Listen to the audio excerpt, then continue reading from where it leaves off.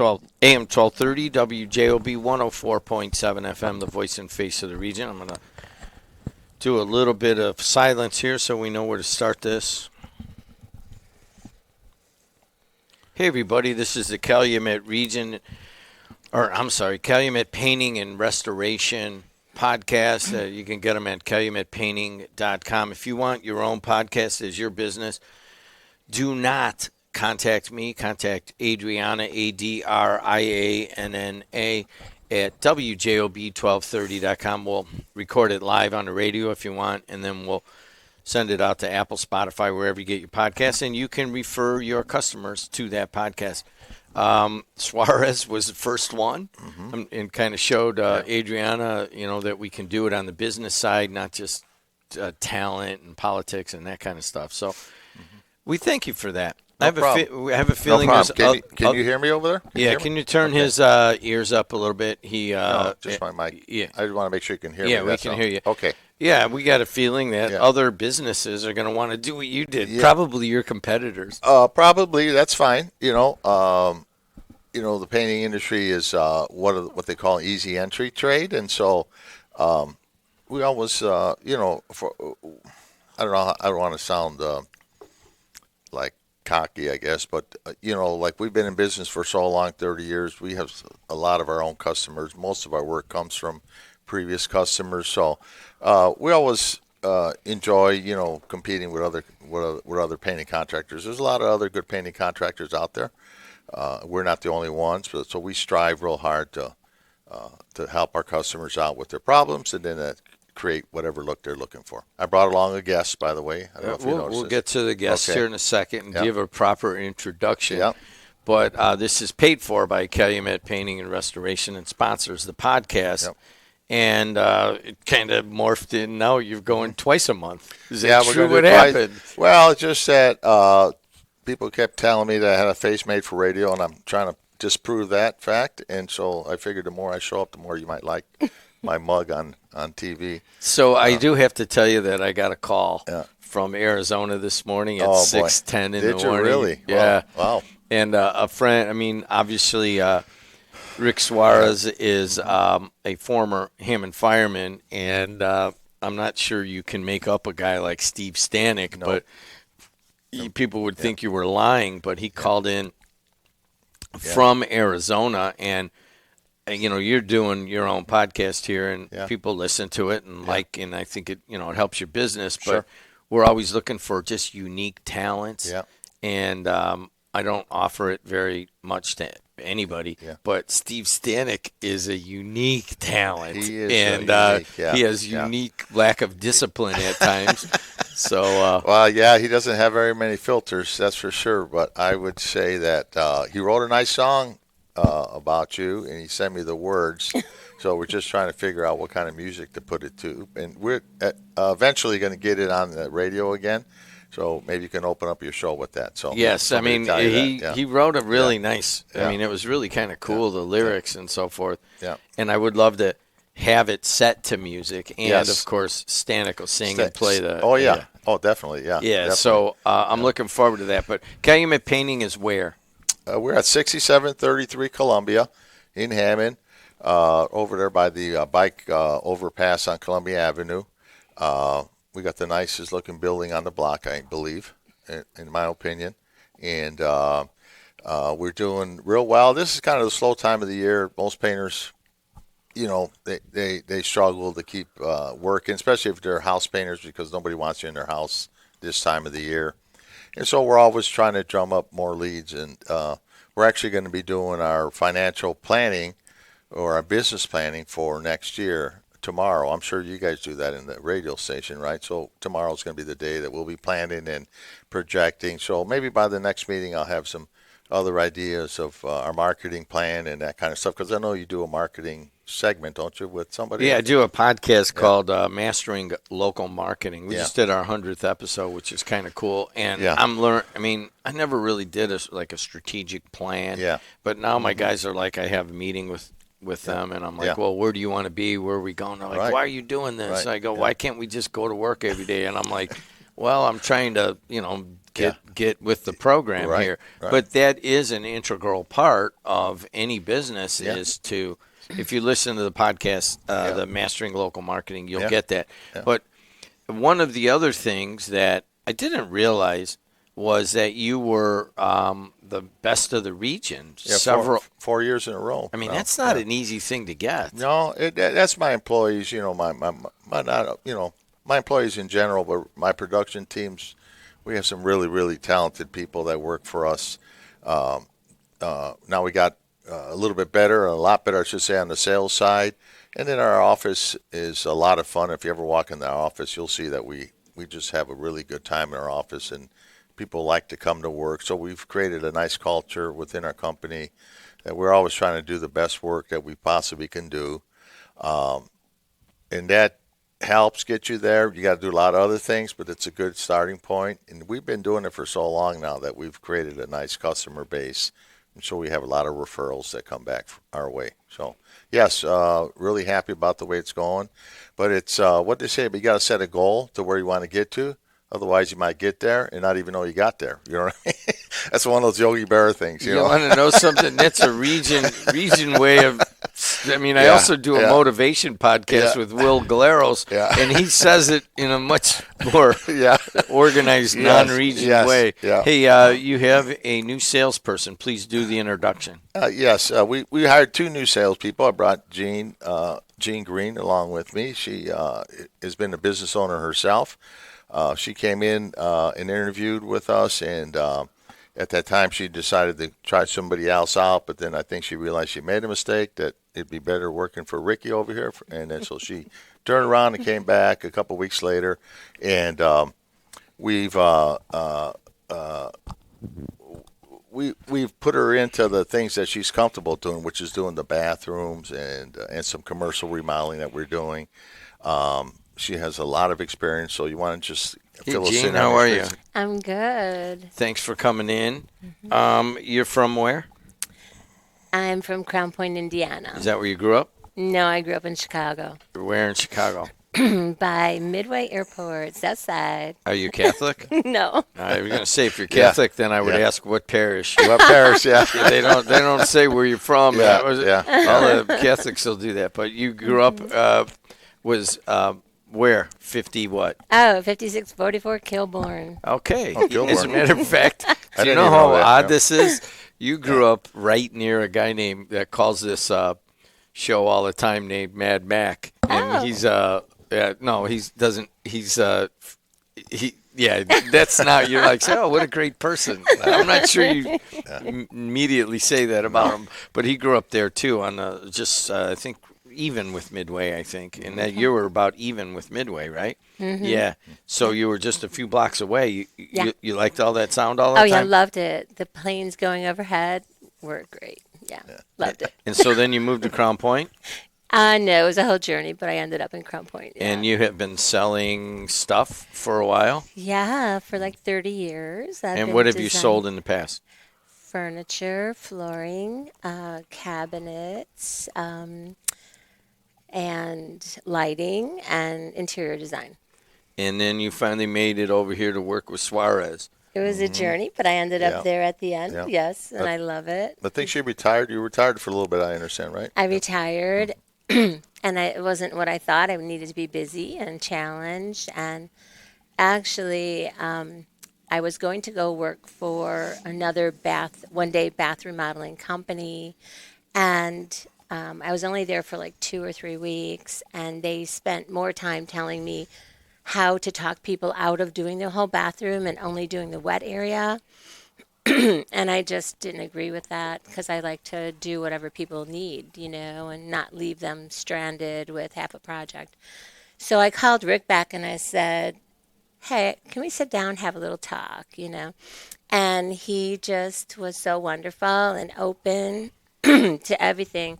And I said, can we do the cabinets? Can we do the showers? Can we do a new tub? Can we do the floors? Can we do the painting? Put some new lighting in the ceiling and do everything they need. And he said, no problem. We'll do whatever they need. And I'm like, great. Okay, let's talk. So it's just been so fun. And I've got to work on commercial projects and residential projects. And People are just so happy and they love him because his people are top quality. So you are selling right now, probably trying to sell a few bathrooms for the spring before Yes. it warms up, and then he can paint the houses on the outside. That there's a pretty good, I wouldn't say backlog, but there's demand for people to get their houses painted, especially since there's so many older homes here in Northwest Indiana. But you guys have moved pretty heavily into the bathrooms. So let's talk directly about that. Someone calls up and Suarez says, all right, well, why don't you go out and see this person? What happens then? I usually sit down and find out what do they like about their present bathroom and what would they like to see changed and what could help them out. A lot of people have bathtubs and now they would rather have a nicer shower. That's really easy for us. That's what we specialize in. But usually, if their bathtub is older, that would mean that their flooring could be updated, their cabinet could be updated. So we usually sit down, talk about it, talk about how a nice handheld shower and a main head could be really helpful. So we just talk about colors, patterns, and have they seen anything they liked before? And then we talk about how that could all be a reality. What's really fun is with the technology now, I can actually create a picture of what their bathroom will look like. That's major Right. Chicago lingo. Yeah. It's not a picture. It's yeah, I saw a picture of that guy. Like, what do you mean Yeah. a picture of that guy? But anyways, okay, sorry. I know I do a lot of that. You But know? the board of trade, I could tell where somebody was. Yeah. Even what part of the city, when you're sitting there working for 20 years, you can figure it out. Yeah. You know, certainly North Shore people don't say picture. Right. But if you went anywhere from, say, Irving Park all the way down to Beverly, there's a whole segments there that say picture. But anyways, I lost my concentration. Go ahead. So you can create a picture. Yeah. Okay, yes, we do. And with the new technology, it's so wonderful because so many people have a hard time envisioning, of what the space can look like. And when they could see it, it makes it possible, okay? And then they're not afraid to move forward and let us go ahead and make that a reality for them. And in reference to our lingo, when you're from Chicago, you just think everyone else has an accent and we don't. So it's fun when you I bring that to understand it. mind. Yeah. We're a little bit different. We're a little bit kind of more almost anchored in the old time language of the floor of a steel mill. And it takes a little while to work that out. But Chicago is definitely picture. Hey, I saw a picture of the new Jules on the corner. Yeah. Like, yeah. what do you mean? It's Jules. Jules. Jules, No, yeah. Jules. Jules, Yeah, yeah. exactly. The grocery store. What did he do? He went to college, right? Yeah. yeah. But anyways, so you're able to use the new technology to create basically not visual. AI, but maybe it is AI visual. It generated. is, Yeah. yeah. AI visual of what it's going to look like, including the lighting, which is always very important. Exactly. People forget about lighting, Right. and you gotta, certainly the recessed light is the preferable. I'm a going to lot. throw something in right in the middle of that lighting thing. It was an eye opener for me. We went to look at some commercial spaces. A high rise actually was in Chicago, and she wanted to refresh her entryway. It was a real kind of a classic dynamic kind of entryway, high ceilings and all that. And Jean just took a picture and then put some different lighting in that picture, and it just changed the whole thing just by changing the light and the way the light was hitting the walls. It changed the whole entryway without any paint or anything else. So it's kind of amazed by that. And I think that was I realized then that that's really a good add-on for our business, the lighting side of it, because really the paint colors that we apply to the walls are all affected by how the light hits it. Whether it's sunlight or the light inside the house, whether it's fluorescent lighting or the LED lighting, it all makes a difference. So I was really impressed by that. So I see that being another nice entry way for us to get into a lot of the condominiums. We do some now, but it's always that's always good work in the wintertime, like going inside the condos, because they're commercial, they're common spaces, they're common areas, so you can go in there and do that. during the holidays when people won't let you into their house. So it's a nice. So, I mean, I'll just talk for the Yeah. general population and of your customers. Yeah. We don't want you to get too deep into commercial because then you'll probably like some of these guys grow and then all of a sudden it's like, hey, we're doing brand new, complexes and stuff like that, and we're not really doing houses anymore. I got a roofer friend who's one of the biggest roofers around, but started on houses, and then one day said, I can't do houses anymore, and there were a lot of people that weren't real happy about that. There were a lot of other contractors that were happy about that, but they just went commercial and industrial. Certainly, that's not your goal, but you'll take the commercial and industrial. It's a way of increasing our revenue and increasing our. For me, I look at keeping my guys busy. As I have a responsibility to all my employees to keep them working. I mean, and so the commercial side can be a little bit easier because it's not. They're not. It's not like a personal finance that you're talking to somebody. It's a big investment for one person in a single family home. Where on a commercial side, it's just part of their budget. It's a little bit different. You approach it a little bit different. So I'm able to keep my guys working. It's profitable work, and so that's kind of my goal at times. I always have that's always in the back of my mind. I guess always making sure that we have enough work for all of our guys to stay busy. That's Rick Suarez of Calumet Painting and Restoration. Now, also working with him is Gene Green, and you can get him at calumetpainting.com. There's so many things about a bathroom. I mean, let's just continue on the bathrooms because you need to, you guys want to sell a few for the spring, and I get that. But the process is you'll come in, you'll take a look. What do you like? What do you don't like? But a lot of people have heard the term one-day bath. What does that mean, Gene? Some people will do a one-day bath. Rick told me right off the bat, he does it in 2 days. He likes to set the pan in a mud set so it's sturdier and stronger. So we always like to make sure that sets up right. But we basically take everything out, fix the structure in case it needs a little more framing, and then we can set the pan, put some new green board up, put the drywall up, and pretty much sometimes we could do it in a day, but you do have to, a lot of times we'll come back and finish it up the second day. But in reference, the first place that I went to, it was like, no, just do the shower, and I was like going, well, how could I leave this person with just a shower and leave the floor semi-torn up and the bathroom not the way it could be and the way it could look for not that much more, and just for a couple $1,000s more, they could have a new light. And so many times the problem with older homes is that, they only have a little bit of lighting. And now you add a couple of can lights and maybe like the right white lighting by the mirror and things like that, and it'll just make it look so much better. So we try to make sure that we give you the ideas and then you can pick what you'd like to do, So you keep coming back to lighting, and this, we could go into all the different aspects of putting in the bathroom, but I'm a huge believer in that. And every once in a while, like you'll go to somebody's house that's an older home, and you're like at a Christmas party or whatever it might be. I typically don't go into too many people's houses anymore, but I go into their house and you go to the bathroom, and then you can tell that it was built in the 70s or the 60s because the lighting is like one light, and it doesn't provide and it might be a whiter. They don't, got a daylight bulb in there. And then it's like, this isn't right. And then you go into a house where they've thought it through, typically a newer home, where they got a couple cans, and then they got those soft bulbs in it, and then it gives you like a really warm feeling. Hey, who would call me during the show? Stanek probably. Yeah.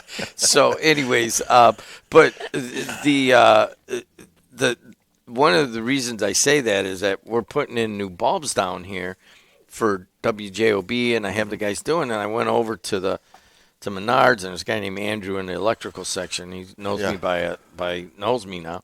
And I'm like, can't I put in those old fluorescent lights, don't they make like a soft color bulb for it? And he's like, no, man, that doesn't happen.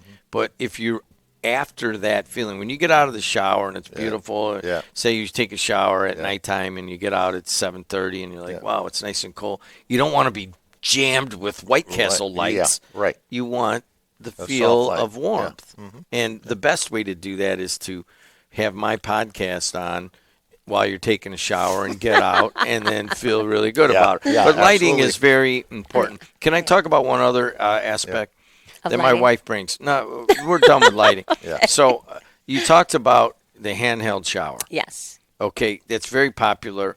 I dislike it immensely, to be honest with you. Really? Yes. I want a shower coming out of the wall at, I don't know, what is the normal height? 5 something? I like to do them at 6? 7 7? foot, Okay. for tall guys. So the only problem with that, my wife brought this up. You know, we go on vacation. We go to a decent hotel usually or a decent Airbnb.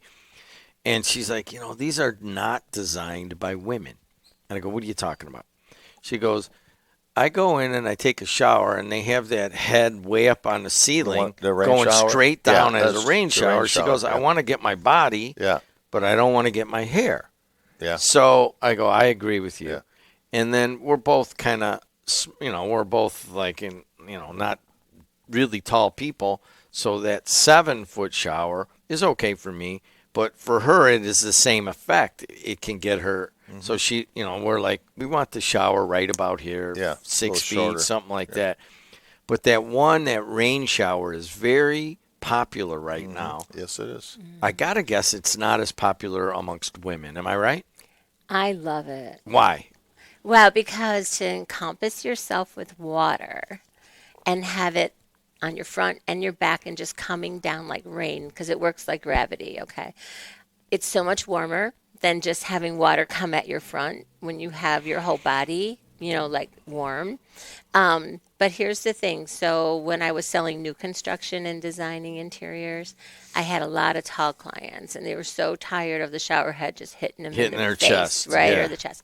And so that's why we're saying, let's talk to the client, find out what their needs are. Your need is you might want to have, XYZ. I got little kids that take showers Exactly. in there too. Let's And, do a rod where we can You adjust can- that. You can do a rod where you got the head wherever you want it. All right, that makes sense. Mm-hmm. So the rain shower is still very very. I mean, I notice it in some of the nicer hotels Yeah, now. most of our hotels have it for some reason. And we go to like top of the line hotel that's just been remodeled, and they always put in a rain shower. But you'll have a diverter also. So then if you want to have a rod with a handheld, that main head can be anywhere you want it to be.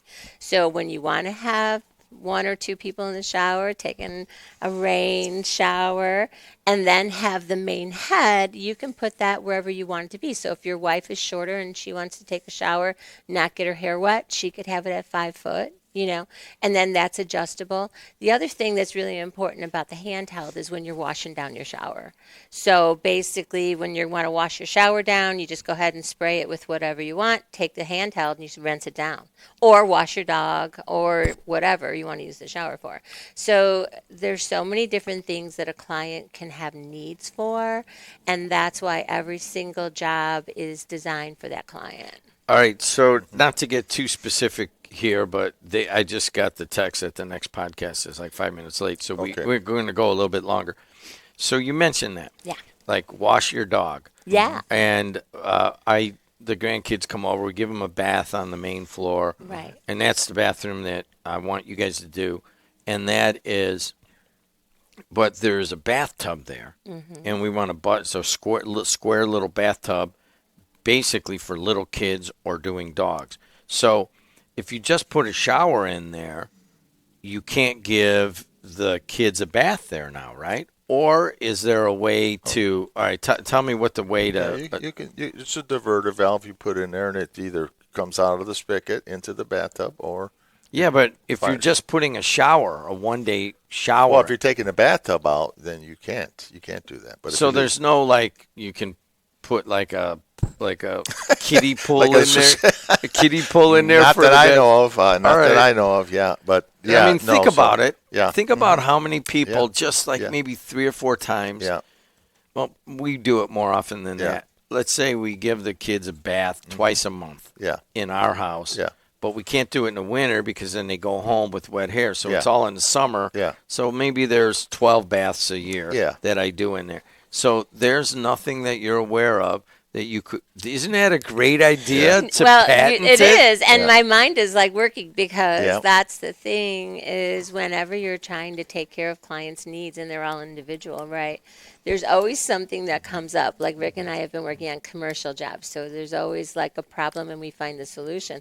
And so I am sure that we could come up with some type of idea to do that. Yeah, so I mean, these are obviously custom things, but I don't think so. I think you would just do the shower as is, and then now the wife and I are talking about, well, do we want a curtain or do we want a glass door? And part of the problem with putting a glass door is when you got kids and dogs going in there, that can be a little bit of a problematic. And if you just use the curtain, it seems like it might be a little bit, but it seems like there would be enough room to place a plastic kiddie pool in there Simple. with a drain in the middle and on it so that it would just drain down to the shower.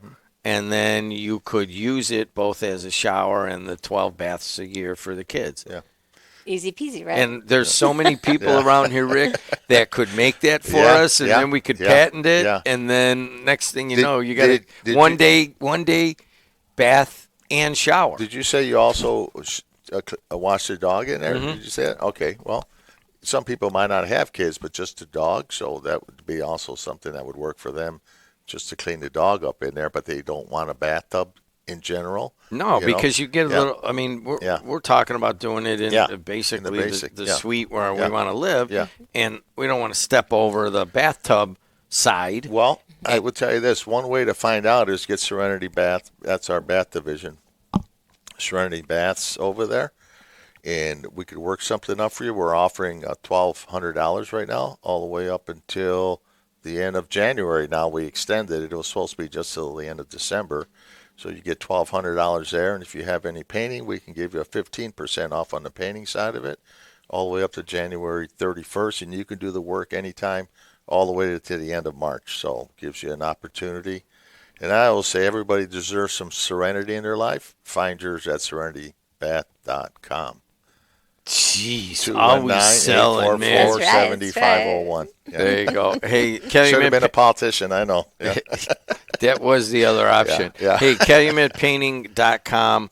They do the first business to do a podcast here, so we appreciate your business, and now it's twice a month.